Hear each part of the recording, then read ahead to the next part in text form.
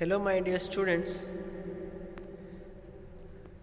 In the previous class, we have studied the particle size analysis distribution, and then there are two methods in it. One is our sieve analysis method, another one is our sedimentation analysis method. So, in the previous class, we have covered our sieve analysis. That analysis is used for the soil size which is greater than 75 micron. But for the soils which size is less than 75 micron, in that case the sieve analysis is not applicable. So for that soils there is another method, that is sedimentation analysis method. Okay, so in the sedimentation analysis, that is also divided into two types. One is pipette analysis, another one is our hydrometer analysis. This is pipette analysis, another one is hydrometer analysis. So after completion of these two analysis, the sedimentation analysis will be over, and the overall particle size analysis will be also over. As compared to sedimentation analysis, sieve analysis is much more important than your sedimentation analysis. So starting with our pipette analysis, so this is a experimental method, generally we can tell. So it is a laboratory method. So in this method we will take generally a pipette, jar and number of sampling bottles. Okay, generally the 500 ml capacity of boiling tube generally used. Okay, in that 125 ml bulb with stopcock for keeping distilled water, and 3-way stopcock, and the suction and wastewater outlet. Okay, and a sampling pipette of 10 ml capacity. We will take a sample of a soil that is 10 ml capacity, 10 millimeter. Okay, so next, what is the method of this pipette analysis? First, we will take a soil sample of what I have told now, 10 ml. We will take 10 ml sample here. Then we will take a sample to a depth of 10 centimeter. That depth is called effective height. Okay, HE you can tell the depth, generally effective depth, that is 10 centimeter we are taking for different time intervals. Okay, half an hour, 1 hour, 2 hour, like this will continue. We have minute, in hour, whatever you wish. That is recommended. You can change the time also, but the recommended time it is given like this. Okay, so next,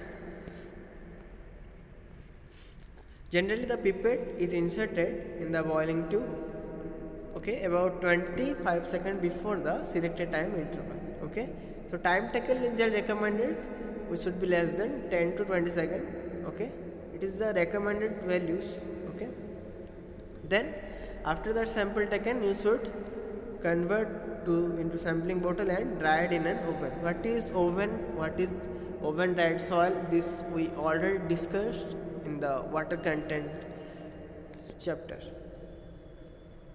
Next, MD, you have to calculate the mass of solid per ml suspension. Okay, whatever the mass you have taken per ml, you have to calculate. Next,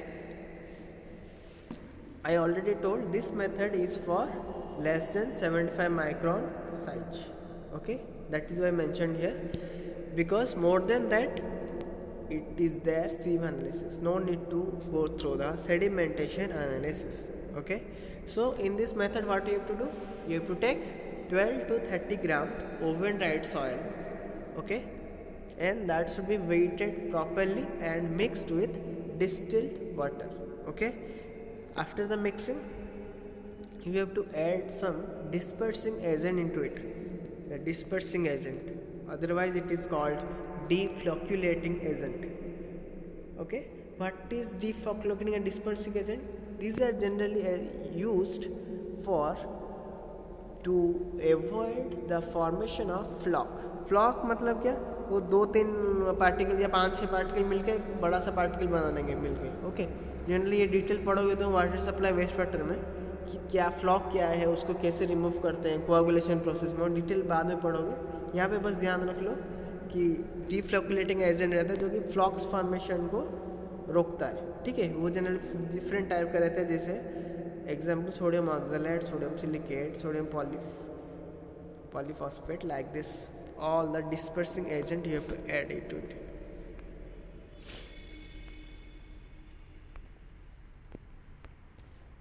Next you have to start your stopwatch. Okay, you have to select some time interval. Next, what you have to do, you have to remove the organic matter also. Okay, by using some compound like hydrogen peroxide, like this. You have to use the process of removal of organic matter you should do, and the calcium compounds.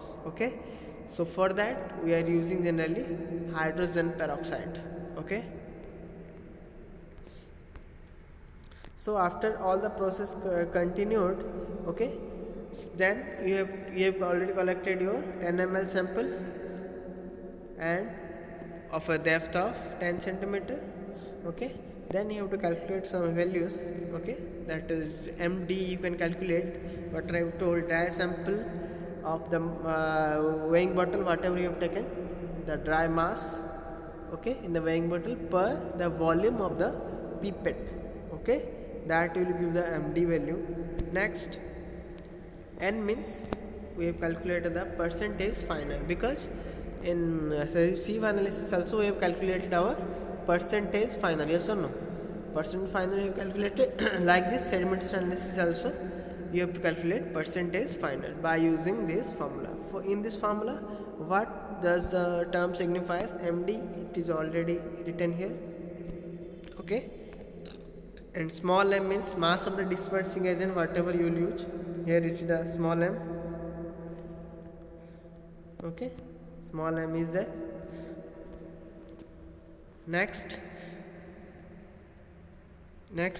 our capital B, that is the volume of suspension, that is 500 ml. Okay, it is there 500 ml. Then our all things you know, then just multiply by 100, then it will give you in percentage the percentage final value. Okay, so our target is to find out the percentage final. So we have calculated like this. So in this process, what you have to do, you can take a soil sample, generally 12 to 30 gram soil sample you have to take, then oven dried it. Okay, so then you have to remove the organic compounds and calcium compound by using hydrogen peroxide. Okay, and you have to take care of that. The 10 ml sample should be collected from 10 centimeter depth, that's the effective depth. After collection of that, you have to calculate the mass of dry MD value, dry sample of the mass, by volume of the pipette. Then you have to use this formula for find out the percentage final. This is the experimental method, just you have to remember the thing and write down in the exam. And this is not so much important for your competitive point of view, but in your semester exam it may come for 5 to 7 marks. Then what is the limitations of this analysis? The limitation is, it is very simple, but it will take more time. Okay, and the apparatus whatever you are using, that is very sensitive. Okay, so accurate weighing is required. Okay, if you will make a fault while weighing the sample, and it will be more difficult for that. So you have to be very careful while doing this experiment. So this is all about our pipette analysis. And next is this is the pipette analysis diagram. Okay, you can refer. I will give the presentation so that you can refer and ask me any doubt. Next, our second analysis is, and the last part of this lecture, that is hydrometer analysis. Okay, one is pipette analysis, another one is our hydrometer analysis. So in this analysis what we are doing, it is also same thing, the soil size which is less than 75 micron, that we are using. So the only difference of pipette analysis and hydrometer analysis is for making the observations. Okay, so how you are taking the observation, that only differ from the pipette analysis and hydrometer analysis. That is why it is written observation only differs. Okay, so in this method what we are doing, first weight of solid that present at any time, that should be calculated indirectly, okay, by soil suspension density method. Then you have to calibrate the hydrometer. Any instrument if you are using for the first time, then you have to calibrate it first, okay, so that there should be a relationship exist between your instrument reading and your effective depth, that is your hydrometer reading and your effective depth relationship. Here is the hydrometer RH and effective depth for a given hydrometer. Okay, so what is effective depth?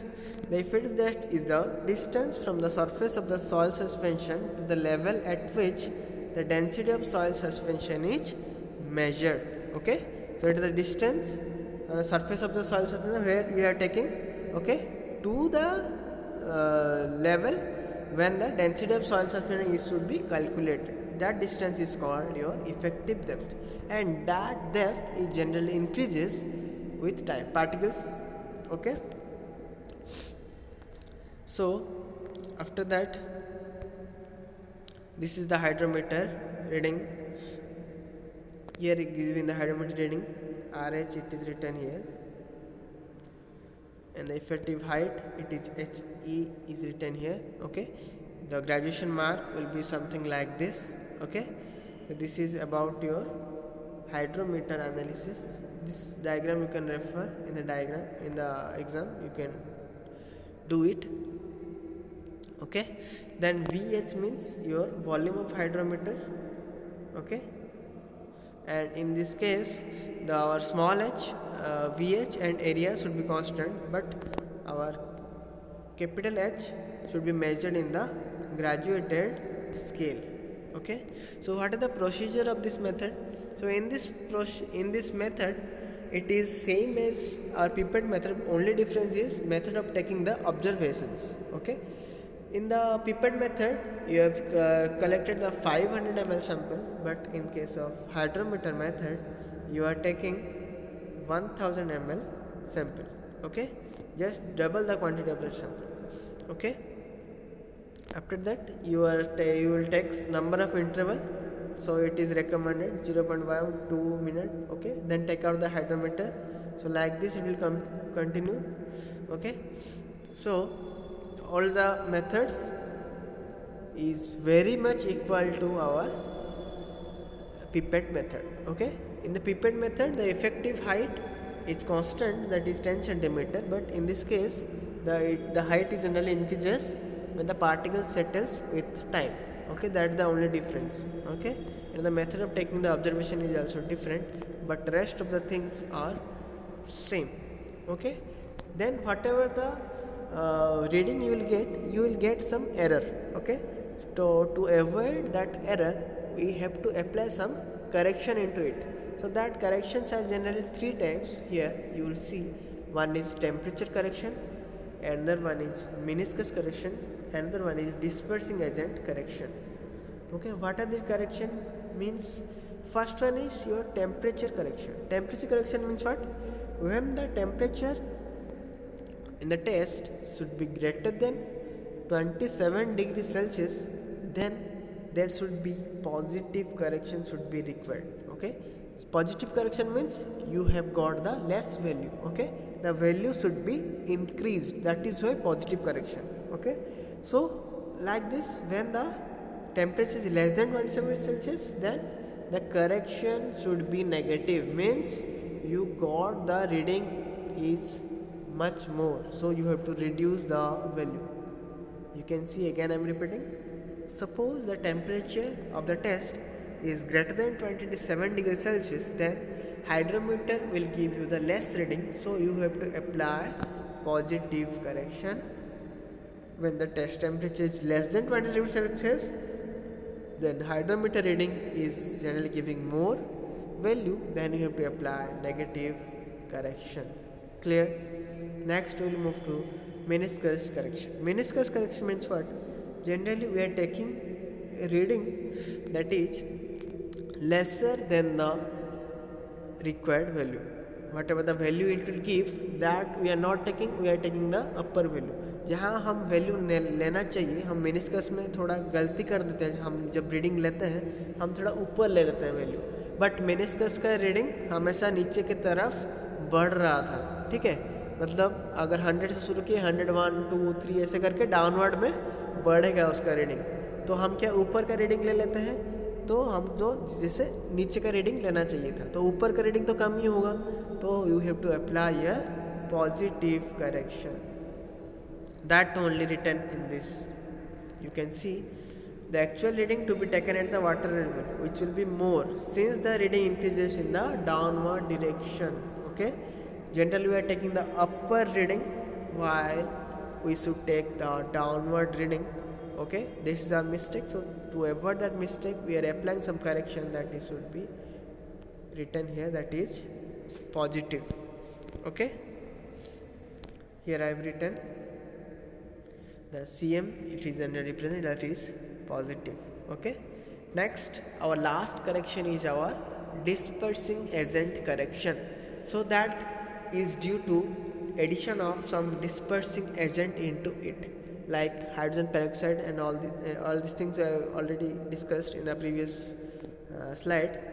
So that reading should be negative. Generally the dispersing agent correction is negative. We are getting some higher value for hydrometer reading when we are adding dispersing agent into it. Okay, so the value should be reduced because we got the higher value due to dispersing agent. So that is why the CD value, the dispersing agent correction, should be negative. Okay, so this is all about your sedimentation analysis. This is all experiment based thing, the pipette method or hydrometer method. Just you have to understand and just you have to remember and write down. Nothing more concept is there and nothing much more important for your competitive exam. But you know, semester exam it may come to write down the sedimentation analysis, yeah, wet mechanical analysis, whatever it may be asked.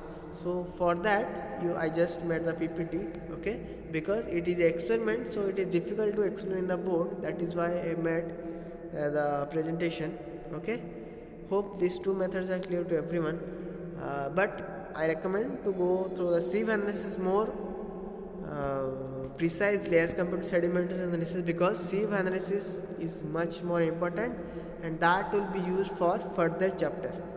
The sieve analysis I already discussed in the previous class. So if any doubt in the sieve analysis, you can ask me, and the sedimentation analysis also you can ask me. Okay, the next class will study the next topic, our consistency of soil. Okay, till now if any doubt you can contact me. Thank you students.